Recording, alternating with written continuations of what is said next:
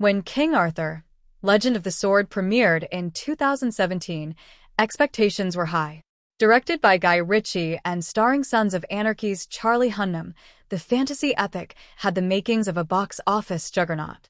With a budget reportedly exceeding $175 million, Warner Brothers had plans for a sprawling cinematic universe built around Arthurian legend.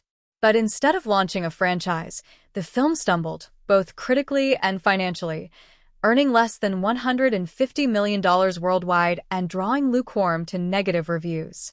However, in the years since, King Arthur has undergone an unexpected transformation.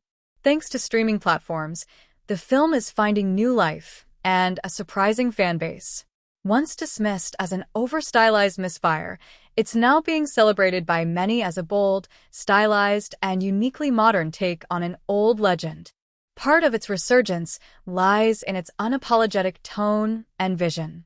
Ritchie infused the film with his trademark energy, quick cuts, Cockney slang, and streetwise swagger, turning the familiar medieval myth into something more akin to a gritty urban fantasy. While some critics found this approach jarring at the time, many viewers today appreciate its creativity, especially in contrast to more formulaic fantasy films. Charlie Hunnam, portraying a rugged, reluctant Arthur, delivers a committed performance that fits perfectly with Ritchie's vision.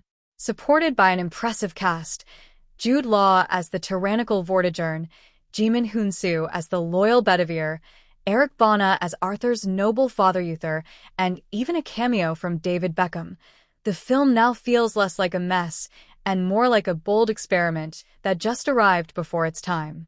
Visually, the movie blends CGI spectacle with grounded grittiness.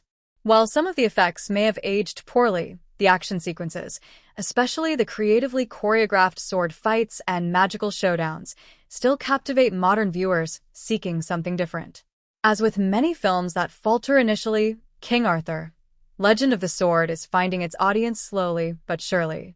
On streaming platforms, away from box office pressures and critical expectations, audiences are discovering or rediscovering the movie on their own terms. It's the kind of second life that many cult classics enjoy, and one that proves that cinematic failure doesn't always tell the whole story. 8 years later, King Arthur may still be far from universally acclaimed, but it's certainly no longer forgotten.